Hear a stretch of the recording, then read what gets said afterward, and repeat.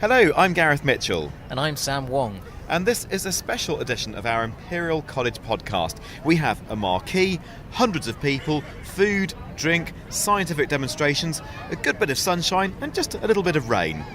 Yes, this is the Imperial College Festival. 2 days of activities, talks, stalls and even some partying. And we're here to give you some of the highlights.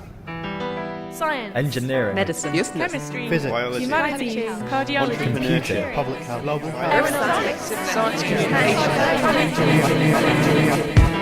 Yes, in this edition we're on location at the Imperial College Festival taking place over the May bank holiday. Now in its second year, the festival is a chance for young and old to meet up with Imperial researchers and ask them two simple questions. What do you do and why does it matter? And lots of other questions will be asked as well, some of them from me and the team as we give you a taster of what's going on here. I'm off in search of knotty problems in maths, a battery-powered motorbike and mating algae. And I've been checking out an inflatable operating theatre and hearing the musical side of things in college. And I'm planning on climbing the 324 steps to the top of the Queen's Tower. All that and much more in this special edition of the Imperial College Podcast. So then, Sam, to set the scene, we've picked a particularly nice sunny spot here. We're at the base of the Queen's Tower, aren't we?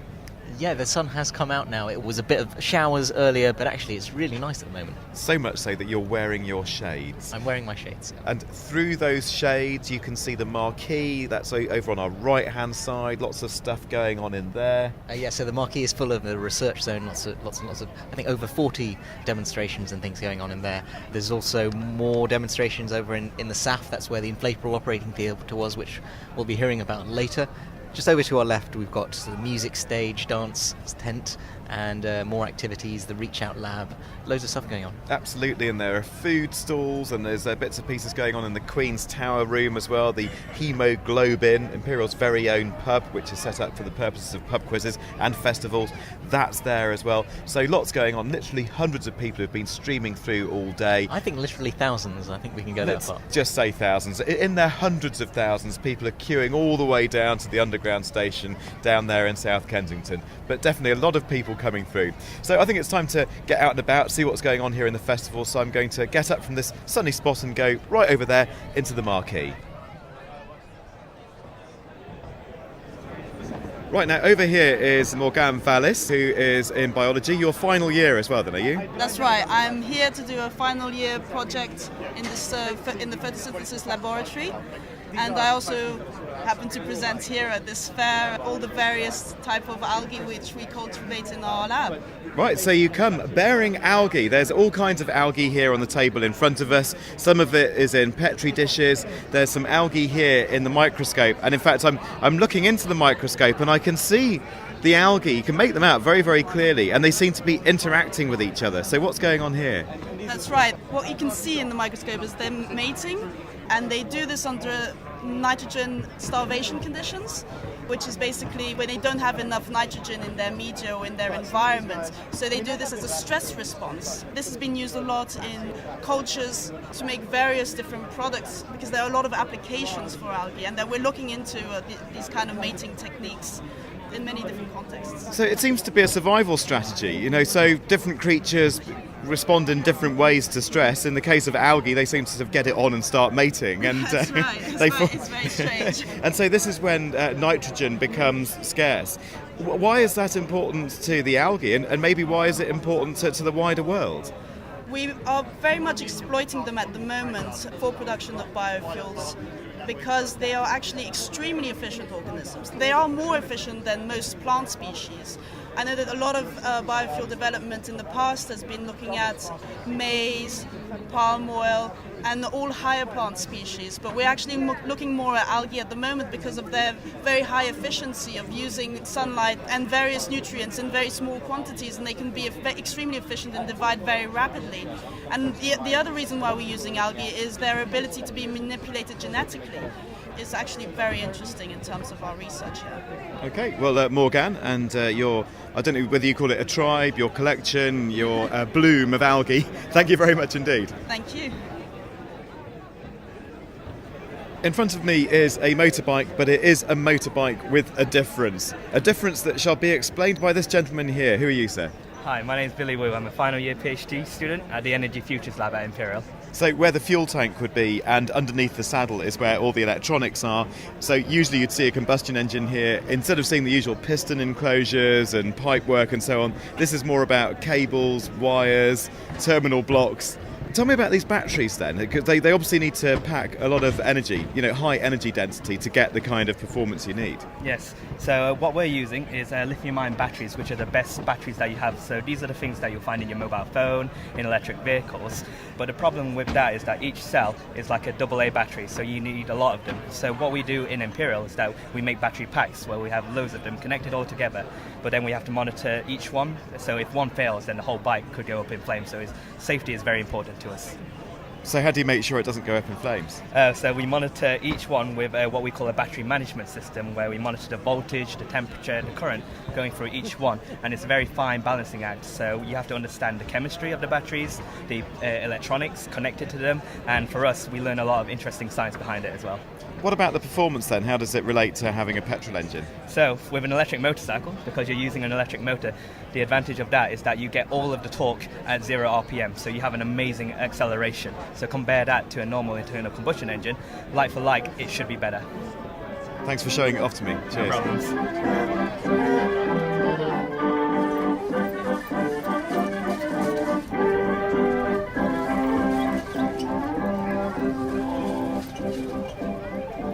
Well, I must say I absolutely loved that motorbike. I wouldn't have minded riding away on that, but I think the team had other ideas. And incidentally, the Imperial team is going to be taking that bike to this year's TT0, which is taking place on the Isle of Man in the next couple of weeks. So Sam, what have you been looking at? Well, over in the ground floor in the foyer of the Sir Alexander Fleming building, Professor Roger Kneebone has set up his inflatable operating theatre, which they use to train surgeons and surgical teams working together. They run very realistic simulations, and he also takes it on the road to public engagement events just like this one, and he was at the Barbican recently. Today they're particularly showing a really interesting new bit of kit which is being brought into operating theatres, and that's something called the intelligent knife. So he was telling me about that. Yes, this is a new piece of scientific equipment that's been developed here at Imperial, which analyses almost instantly human tissue. And we're looking here at what might happen when that comes into the operating theatre. We're looking at a scenario of a patient who has an emergency operation, and it turns out that they might have cancer. And this is a way of finding out in less than a second, by analysing the smoke that comes out when an organ is removed with a hot wire, what that tissue is. It goes into a mass spectrometer, which analyses it instantly and gives the surgeons information about what kind of tissue they've cut through. When you say information, I mean, what kind of information can it work out? It tells them whether it's cancer or not, whether it's normal tissue, whether it's abnormal tissue, and the machine has a memory of different kinds of material it's looked at in the past, and it can tell, just by analysing the smoke, what material has been cut through on that occasion.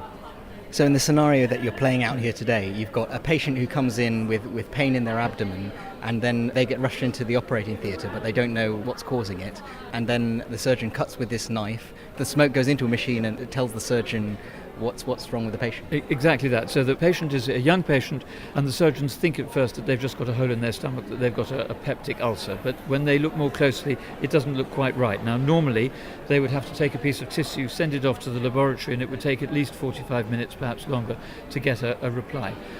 Using the intelligent knife, they can almost instantly, in much less than a second, analyse the smoke that's come out of that piece of tissue and find out whether it's benign, whether it's malignant. The intelligent knife puts up on a screen a sort of traffic lights. If it's tumour, it shows a red light. If it's normal, it shows a green light. By having such a rapid response, that's going to really kind of change the way that operations work. Absolutely. This could have a revolutionary effect on how surgeons do their work. It's very new. It hasn't yet been brought fully into clinical practice. It's at a research stage, but it's just on the brink of being introduced. And we're showing now what some of the issues might be in bringing new science, new technology into the operating theatre, exploring what some of those issues are. So is that to do with kind of the way that the surgical team works and how they interact with each other and that kind of thing? Yes, absolutely, because surgical teams get used to working in particular ways. They work very, very closely with one another, but this brings in a completely new kind of technology, completely new forms of information, completely new ways of doing surgery, which teams are not used to. And so this does raise issues about the acceptance of new technology, what it might mean in an operating theatre, what it might mean for the surgeons, the nurses, all the others who work there. Well, yes, that inflatable operating theatre has definitely been a bit of a hit here at the festival. So back out here by the Queen's Tower, Sam, and it's not just the science and the medicine, but Imperial's showing its artistic side here as well, isn't it? Yeah, well, as you can hear, there is some music going on. That's not our students, that's Mumford and Sons, but it's and they're a not sound here in check person for later. either. But next year, maybe. Next year, maybe. But yeah, no, some of the student societies. I think we've got no less than 3 a cappella groups performing here. There was a nice percussion group, Bang On, they're called, and the string ensemble, just to name a few of the musical acts. So we've been out and about grabbing recordings of some of the musical highlights, as well as speaking to some of the punters, some of the people who've turned up over these last 2 days to come and enjoy the goings-on here at the festival. Yeah, I'm a student at Imperial College, so I was at the campus studying and I had a look at the festival here. I had a game with bacteria in the tent. It was very funny. It's well made because there are a lot of things to play with, and I saw the show with the belly dancers as well. My name is Sven. I would call it really familiar, like in a family way. It's like really open to all ages with everything, and I feel like really warmly welcomed here. I kind of want to check out the electric motorbike because it's like a partner project of one of our projects. So I'm really interested in that.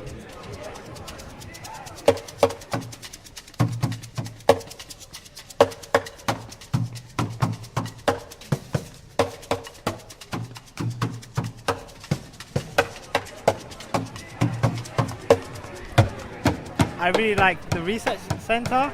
There are a lot of friendly people and they were willing to share what they know with everyone. So yeah, I've learned a lot about the latest upcoming technology and things that are really getting really popular out there. It's really fun, there's a lot of interesting stuff, and the research zone where they have different booths with all kinds of subjects. The best ones were the computer ones with simulations and stuff.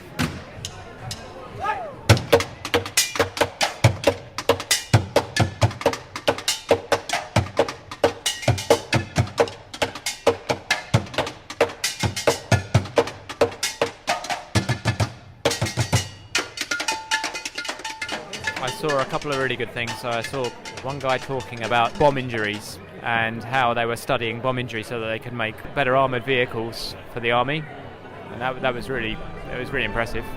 A good atmosphere, yeah.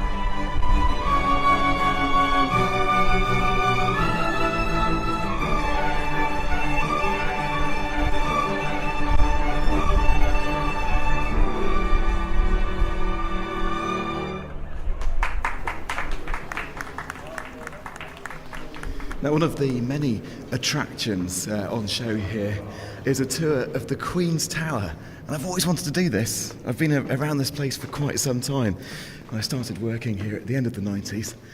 And for all these years, I've always wanted to come up here. So, as you can tell, I'm a bit out of breath. We've just done probably a good 30 steps or so on a spiral staircase.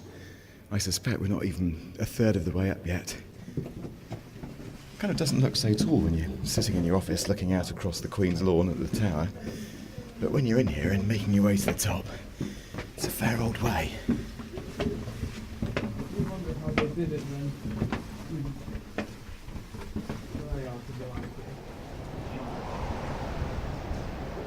So after quite a climb, I've made it to the top.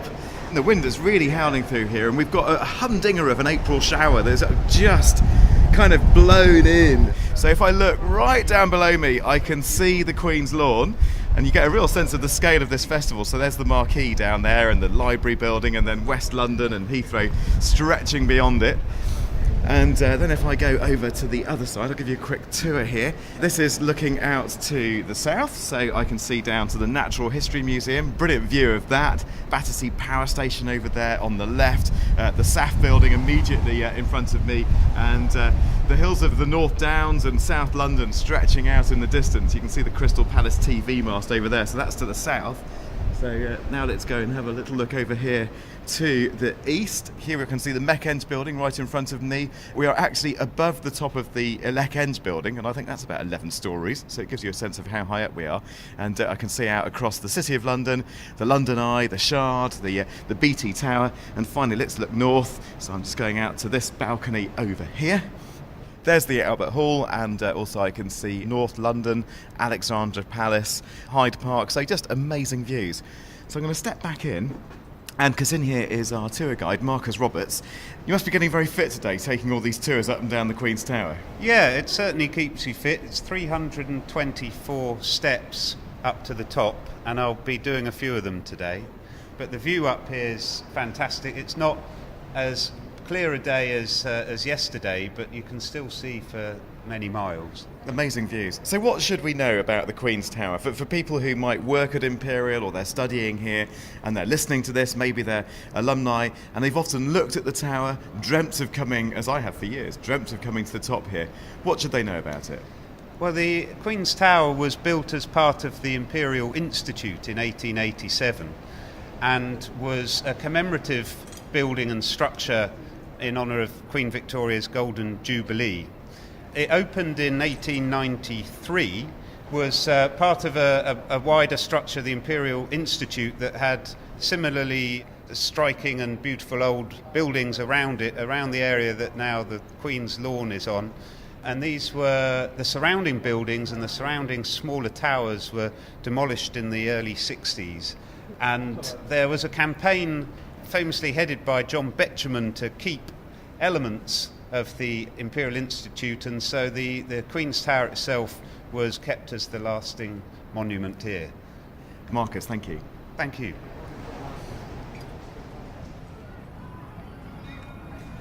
Well, that was my exercise for the day, going up and down those 324 steps. So I'm back on the ground here with Sam. And I suppose one thing to point out is, I mean, we're here on the Saturday, but it all started, yesterday, which would have been Friday then. Yes, it kicked off on Friday with late afternoon, early evening kind of affair, and there was a number of different kinds of entertainment on show, and one of which was the comedy, the Science Comedy Collider, compared by Helen Arney. We've got some clips from that. And Lucy Handford was there. You're my one and only. You.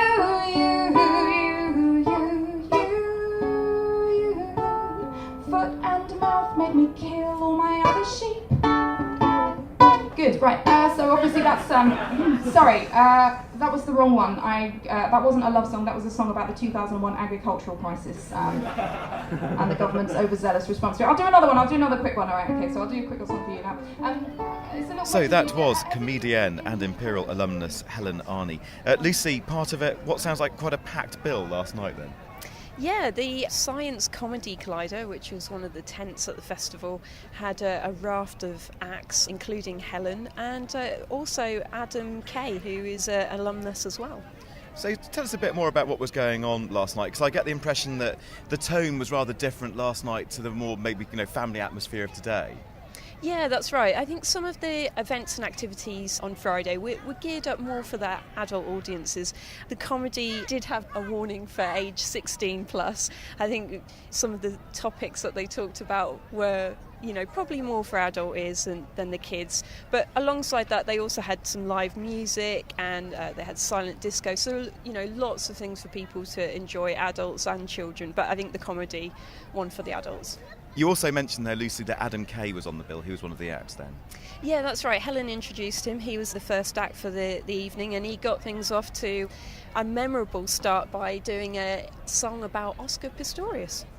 This is the story of a gold medalist South African sprinter called Oscar Pistorius, who's just 4'5", 'cause he's got no thighs or knees. And the rest of that song probably isn't suitable for a general podcast audience. I think I'd better just fade it out there. If you do want to hear the rest of the song, though, it is on YouTube, between you and me. All right, Lucy, moving on from Oscar Pistorius. Did you enjoy the evening, though? Was it good? Yeah, it was an excellent night. I know I have to say that, but it is actually true. It was fantastic weather, and then, as the sun went down, the evening activities were just fantastic. The comedy tent was full. I, for one, would love to see more of that, and the music was great as well. So, really, really fun evening, and I think everyone enjoyed it.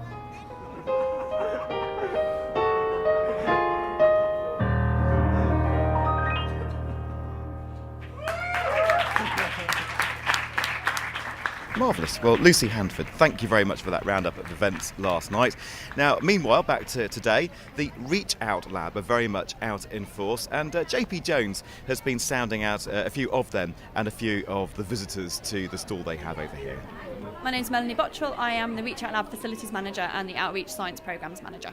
And this is a busy Saturday for you. Why is that? It's an exceptionally busy Saturday. The lab is open for the public, and we've probably had maybe 2,000 people come through the doors today, and normally we look at around 30 per day. That's quite a contrast. Yes, very much so. So normally we do full day activities for children to come onto campus and take part. This is a drop-in session as part of the festival. So everyone just comes in for a few minutes, does something really fun, and then goes off and does something else. So it's a bit hectic. So what kind of things have they been doing today? So we've got lots of different activities for different age groups. We're doing extraction of DNA from strawberries, so lots of DNA in a particular type of fruit. We've got jelly worms, where the students can mix two different chemicals together to produce a gelatinous long chain. We've got planispheres, looking at the constellations in the sky, and we're doing an engineering activity with a competition to produce the tallest tower out of spaghetti and jelly babies. So tell me a little bit about what you're doing at the moment. Well, we're building objects out of spaghetti and jelly beans, and we're digging the spaghetti into the jelly beans. And what kind of objects are you trying to build here? Tall ones. As tall as possible? Yes, as tall as possible. So you've brought your family to the festival today? Yes, I've come along with my two daughters. They're trying out various experiments and having a jolly good time so far. Did you know much about Imperial College before you visited? I had heard of the college. I know it's a science-based technical college, but I'd never been here before. But my younger daughter had recently come here. What was the event, Sibel? For the space rescue event here about a month ago. Have you seen anything else interesting at the festival so far? Well, we've been in the research area and saw some very interesting ideas and some of the practical applications. Tell me a little bit about what you've been doing. I squashed a strawberry and I drew a gem on a wall, and I added water and up liquid and salt to this. And is it something to eat, or is it something as part of a science experiment? It's science experiment. Yeah, we're extracting DNA. This is the second year running that I brought my children here, and we've also told our school friends to come as well. It's good for children to inspire them in an environment like this so they know what they're working for at school, and they can understand that it's not just work, there's some fun there as well. I've had so much fun, and I'm going to have even more fun. Lots of fun indeed. JP, thanks for that. Let's have one last look in the marquee over on the research side of things. I'm Xenia Bartel, a PhD student and second year in maths department, and we are working on knots like knots in your shoelace that you can't undo. This is something that DNA does as well. Right, so DNA, a little bit like my microphone cables here, ties itself in terrible knots. For me, it's just a bit of a pain because I have to try and unpick them. I guess you're in trouble if your DNA in your body, if that gets tied up in some kind of very unsolvable knot. Yes, so it occurs all the time, and it causes lots of trouble. But on the other hand, if you have a bacteria that infects your body, it also needs to be tidied up. But fortunately, if you understand how they're working and you can kill their untidy mechanisms, then only their DNA is knotted and the bacteria will die, but not our body. So this is one of the nice things. But for instance, you're standing here and you have some plastic tube with you and you've been tying that into knots. And what you can do is unattach it and then put the ends back together again. So what are you using that to demonstrate? You take a picture of a knot, so it's a projection to one plane, and you could also take another picture from a different point of view, and it's a very difficult mathematical question if those are the same. And so we take the rubber tubings to show people how to go from one to the other, because this is our riddle. So, So yeah, it's a bit better than showing them some very difficult mathematical equations. Yeah. Then you can convey it visually using a piece of tube by tying it into knots Yes. and then untying it. and I mean, very deep mathematical stuff is important, but you still need a fair amount of intuition, also geometrical intuition. So this is not cheating on the audiences. What really strikes me here is that, you know, biologists are interested in life, obviously, and in branches of biology interested in preserving and saving life. It's interesting how bringing mathematics in kind of helps them with that as well. This seems to be kind of both very theoretical mathematics but applied at the same time. Yes, it is. This is what is so nice to work on. So you have really, really very pure problems. And to be honest, they are, from the biological point of view, very easy stated questions that we can't solve with our very advanced mathematics at the moment. So there has to be more very pure math research being done that we're able to solve just very common enzyme in a cell is doing. Well, it's fascinating. I'll leave you to make more knots and then untie them Thank without you. cutting them too Take much. care of your strengths on your micros. And Yes, I think I may have to go and untangle these cables right away. All right. Many thanks. My name is Jane Dugan. I work with Professor Sergei Kazadian at Chemical Engineering at Imperial College. And you are here talking about spectroscopy, and you have stuff to show off as well, which is always good. Yeah. So our stand's called chemical photography because basically we use infrared light to reveal information about the chemical composition of the substances that we're looking at. Can it be any sample? It can be any sample that is IR active. We use it to study pharmaceuticals, paintings from the National Gallery for cultural heritage projects, live cells, human tissue, and we've done some fingerprint analysis as well. Right, so we have a machine here. Yeah, this is It this is an infrared spectrometer. It's about the size of a data projector, I guess. Yeah. And on it there's a shiny, polished circle, and that's where I'm going to press my finger, is Yeah, it? just in the center point, right in the middle. Okay, Yeah. so I'm pressing my finger onto it and things are happening. Yeah. This reminds me of going to immigration at the United States. Yeah, so you're not going to get out a full fingerprint from this because it's only taken an average from one single point, but that's because we only have a single detector here. Normally in our research we would have a grid of detectors, and that's where we get the spatial information. We would actually be able to see chemically specific information about what was there. Okay, so if you take your finger off now, the measurement's finished. On the screen is a trace that shows different peaks, and these relate to different areas of the infrared spectrum. They give you a sense of what's been absorbed by my finger and what isn't. You can say kind of what chemicals, what compounds are present on my fingertip. Yeah, exactly. There's nothing specific about you in here, so don't worry. Although I can probably say that there aren't any illicit narcotics there, just from looking at the spectrum. I'm glad I washed my hands well this morning. Yeah, so we're not limited to looking at your skin. We can look at liquids or solids. Really anything that we put on there, we can reveal some sort of information. And has anybody come in today with a great big peak that demonstrates there's something on their fingers there shouldn't be? Explosive, narcotics, I couldn't drugs? possibly comment. No, we've just had people with slightly more hydrated fingers and others with dry fingers. Nothing more exciting than that. Yeah, they seem to be that kind of crowd. Yeah. Excellent. Thank you so much, Jen. Okay, thanks very much. Cheers. Yes, scientific evidence that this is a decidedly non-dodgy crowd here at the festival. Good news all round. So, just before we leave it then, Sam, have you had any particular highlights, a few things that will kind of really stick out as amazing Imperial Festival memories for you?